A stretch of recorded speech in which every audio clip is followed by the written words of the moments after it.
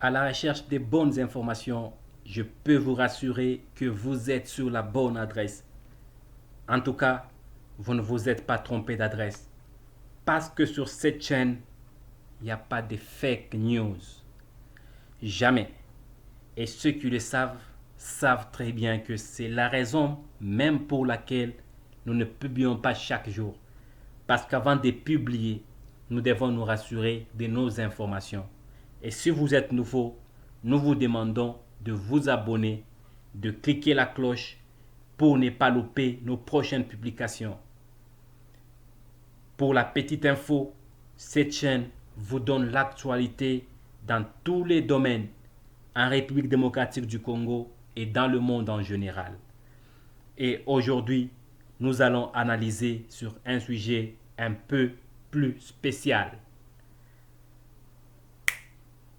Et ce sujet, c'est la défense des léopards, la défense de l'équipe de la République démocratique du Congo. Est-ce une bonne défense? Une mauvaise défense? Comment l'améliorer? Ça sera aujourd'hui le sujet à développer. Mais, before me to move on, je voudrais d'abord toucher un autre sujet. Pourquoi j'ai dit ça? Parce que c'est ce que les Anglais disent. Les Anglais, chaque fois qu'ils doivent changer de sujet, qu'ils doivent développer un sujet, qu'ils doivent donner un exemple, ils disent toujours before me to move on. Et c'est un peu ça. Donc, avant de continuer, je voudrais toucher à un sujet capital. Ce sujet, c'est le point de presse du ministre de Sport congolais, Serge Tchembo Konde. C'était un point de presse vraiment capital et important, ce qui est sûr. Et sur ce point de presse, j'ai prélevé quelques points. Et parmi ces points, j'ai remarqué la proactivité du ministère de Sport. Après plusieurs critiques qu'on a fait, le ministère a vraiment réagi. C'est à propos des passeports de service des léopards. Et non seulement que le ministère a réagi, le ministère a même prévu les probables venus. Ce qui veut dire, au lieu d'attendre, de garder une petite quantité ou d'attendre que lorsque le joueur viendra, on a fait réserver 20 passeports de service au ministère des Affaires étrangères. Ça, c'est quelque chose d'important. Mais peu importe, car cela ne tienne, je dois quand même soulever quelque chose qui ne m'a pas vraiment plu dans cette histoire. C'est lorsque le ministre nous menace. Il nous interdit de critiquer lorsque la chose n'est pas bonne. Si la chose est rouge, laissez-nous dire que c'est rouge et répétez encore que c'est rouge pour que vous arriviez à laver cette histoire, ajoutez encore de l'eau et du savon afin que cette histoire se blanchisse. Monsieur le ministre, s'il vous plaît, ne nous interdisez pas de critiquer, car c'est sur base des critiques que vous arrivez à vous améliorer et améliorer votre secteur. Ça, nous vous en demandons, s'il vous plaît. Ne nous interdisez pas de critiquer, parce qu'on n'arrêtera pas de critiquer lorsque c'est mal. Monsieur le ministre a prélevé l'histoire des jeunes enfants qui ont joué au championnat interscolaire où le président de la FIFA était présent.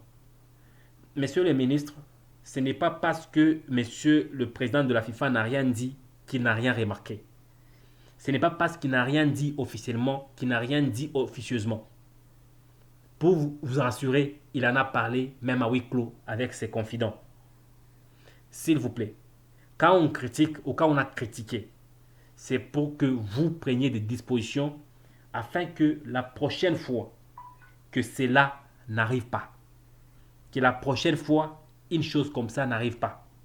En tout cas, s'il vous plaît, prenez toutes les dispositions parce que la réputation vaut mieux que le trophée. La réputation vaut mieux que le trophée, je répète. C'était juste une parenthèse que je voulais toucher, ouvrir et je ferme rapidement et directement, je jette le dossier de côté parce que je ne vais pas m'ingérer dans cette histoire-là. Et au-delà de ça, il y a un autre dossier. Avant que j'en analyse la défense congolaise, je voulais un peu toucher un petit dossier qui fait aussi du bruit sur le net. C'est le dossier Meshak Elia. Et le dossier Meshak Elia est un peu compliqué. Mais bref, si je dois vous dire bref, l'histoire de Meshak à l'équipe nationale pour le moment, oublions. Fermons la parenthèse, mettons d'abord de côté, concentrons-nous à autre chose. Parce que l'histoire de Meshak est compliquée pour le moment. Comment ça? Meshak se retrouve à Young Boys. Young Boys se retrouve en litige avec Mazembe. Mazembe, pour lui, mon joueur devrait en principe être à Anderlecht. Pourquoi il se retrouve à Young Boys? Donc, Young Boys a pris les joueurs illégalement. Et ils sont en procès, Mazembe et Young Boys. Pour Mazembe, Young Boys doit payer pour les dommages causés par le joueur qu'il a pris illégalement. Et Young Boys dit, je n'ai pas pris les joueurs ni chez Anderlecht ni chez Mazembe. J'ai pris un réfugié politique qui vit en Suisse. C'est un joueur qui ne vient de nulle part, il est réfugié politique, mais il connaît jouer au foot et je le prends. Là, c'est la position de Young Boys. Point barre. Et là, c'est compliqué les cas Meshak. Dans une situation telle que celle que se retrouve Meshak, je peux vous rassurer que on ne peut plus, je ne dirais pas jamais, mais pas pour le moment, compter sur Meshak. Or, on connaît tous que la carrière d'un joueur est périodique. Aujourd'hui, Meshak se retrouve déjà dans une période où on a vraiment besoin de lui. Demain, peut-être pas. Et ça restera tel que ça est pour le moment.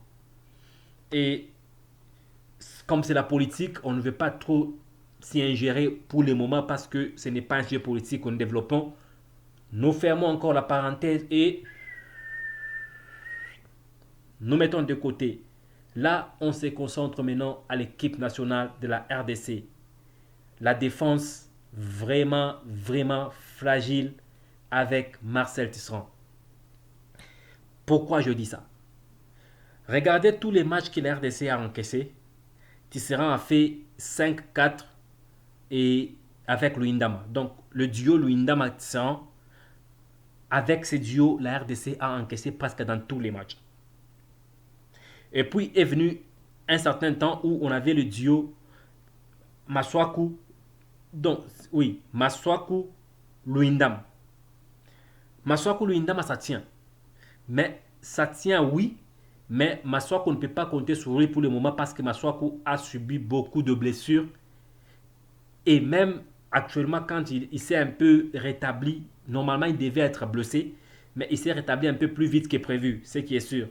Mais la RDC ne peut pas compter sur Maswaku pour le moment. Bizarrement, le dernier match, la République démocratique du Congo a fait jouer un jeune, Idumba. C'est un jeune qui a commencé sa carrière à JSK à Kinshasa. Il a fait une aventure au Standard de Liège qui n'a pas tenu. Il est rentré au pays, mais cette fois, pour aller jouer avec les tout-puissants et le Saint-Éloi Lupopo, où il n'a pas fait grand feu une saison, il est parti en Afrique du Sud. Et ces jeunes ambitieux, il n'a que 22 ans pour le moment, mais il a joué 2 matchs, ils ont fait un duo avec Chancel Mbemba. Le jeune défenseur de 22 ans a fait en sorte que la RDC n'encaisse même pas un but dans les 2 matchs, les 2 derniers matchs, avant d'affronter le Maroc. Vous voyez, dans une telle situation, Hector Cooper se retrouve devant un défenseur expérimenté mais en baisse, qui est Marcel Tisserand, et un défenseur en montée, qui monte en puissance mais trop jeune et pas tellement expérimenté mais ambitieux. Et il se retrouve devant une telle situation. Un match important comme celui du Maroc. Faudra-t-il faire jouer l'expérience ou l'ambition? Ça, c'est la question qu'il se pose. Et c'est la question que tous on se pose. Tous on sait que sans la bonne défense, même le gardien est fragile. Peu importe le gardien que vous aurez dans le cage, si la défense est faible, le gardien sera faible. Même si aujourd'hui on vous donnait Eduardo Mendy, je vous dis que même si Mendy s'est tenu dans la perche, avec une défense comme celle de Tisserand, je vous assure que la RDC va écoper de beaucoup de buts. Ceux qui ont suivi le match de Tisserand avec Fenerbahçe récemment ont compris ce que je veux dire. Tisserand a commis beaucoup d'erreurs et Fenerbahçe a encaissé le but et Fenerbahçe a été éliminé. Fenerbahçe a été éliminé sur base de la défense faible et de beaucoup de gâchis des ballons de Marcel Tisserand. C'est à ce stade, on n'a pas Masuaku parce que Masuaku est blessé, même s'il est rentré, il vient d'une blessure et selon son docteur, il a encore des douleurs à son genou.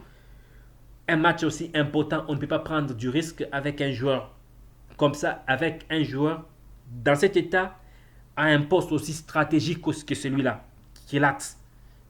Impossible. Et Tisserand est en baisse, on ne peut pas prendre du risque avec Tisserand. Kevin Mondeko, c'est pas trop. C'est un jeune bon, mais il n'est pas trop agressif comme Idumba. Idumba est trop agressif. En tout cas, il est vraiment bon pour l'axe. Et aussi, quand vous voyez comment il joue avec Bemba, il s'entend très bien avec Bemba. Il s'adapte bien au jeu professionnel. Ce qui est sûr, c'est que au match que nous attendons avec le Maroc, c'est un match qui n'a pas besoin des amateurs ou des jeunes gens qui apprennent ou qui ont besoin de monter en puissance. On a besoin des jeunes ambitieux qui connaissent les enjeux et qui savent prendre le risque des enjeux. Agressifs, mais intelligents. Et Idumba est ce genre de joueur qu'on cherche. À la place du sélectionneur, je prendrai Idumba. Ça, c'est mon avis et je le partage. Et si les sélectionneurs faisaient ce que tous les sélectionneurs font, à chaque fois que la RDC a un match important, je vous assure, la RDC sera éliminée. D'où la raison pour laquelle Hector Cooper a intérêt à collaborer avec la FECOFA. Pourquoi je dis que Cooper doit collaborer avec la FECOFA? Parce que la FECOFA a une idée sur l'historique de notre jeu. À un moment donné, il y a des joueurs qui ont donné le meilleur d'eux. Il y a des joueurs qui ont cet esprit de combat, de guerre. Un joueur comme, je prends comme Kebano, c'est un joueur à détermination. À chaque fois que Fulham a un match déterminé, c'est Kebano qui commence le match. Chaque fois que Fulham doit jouer un match décisif, Kebano soit en baisse ou pas, il commence le match. Et un joueur comme ça doit figurer dans l'effectif de Cooper. Et là, pour le faire comprendre, parce que c'est un nouveau chez nous, il est nouveau à notre équipe. Il ne connaît pas tout le joueur, il ne connaît pas l'historique du jeu. Mais la FECOFA, si. C'est la FECOFA qui doit aider Cooper à évoluer et à faire de bons choix. Du côté de la défense, surtout là, mieux vaut ne pas encaisser et aller au tir au but, c'est faire gagner même au tir au but, que d'encaisser et de commencer à chercher à remonter la pente. Vous savez que le Maroc n'est pas n'importe quelle équipe. Le Maroc a des joueurs professionnels et surentraînés. Mieux vaut commencer par marquer et ne pas encaisser. Et là, vous allez survivre. Et pour faire ça, il faut que la défense soit efficace. Du côté attaque, on va en parler. On a, c'est vrai, des problèmes du côté latéral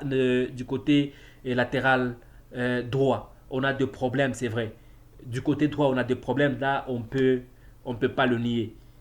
Mais ce qui est sûr, c'est que on doit d'abord se concentrer à la défense, défendre et ne pas encaisser des buts. Et ça, je voudrais que lorsque le ministre entendra ma vidéo, lorsqu'il verra cette émission, lorsqu'il écoutera cette émission, mes analyses, qu'il fasse le tout comme il a fait avec les passeports des services, qu'il fasse le tout pour travailler en synergie et d'être au courant de tous les joueurs qui seront sélectionnés ou présélectionnés et d'essayer d'analyser avec la FECOFA et aussi les experts locaux tels que le Christian Sengui et les autres, les gens qui connaissent quand même l'équipe nationale et qui ont une idée claire sur l'équipe nationale. Et ça a été quand même notre part d'analyse par rapport à la défense de Léopard. Si vraiment les Léopards veulent se qualifier, en tout cas, il ne faut pas compter sur Tisserand. Ça, c'est ma position. Si Léopard compte sur la République démocratique du Congo, Aline Tisserand, je vous assure que le match est perdu d'avance. Ça, c'est mon avis et je le partage. Un avis contraire, s'il vous plaît, les commentaires sont là pour ça. Et on va encore en discuter dans les vidéos prochaines. Si vous avez aimé la vidéo, nous vous demandons de la liker, de vous abonner et de cliquer la cloche de notification afin de ne pas louper nos prochaines publications. Merci et à la prochaine.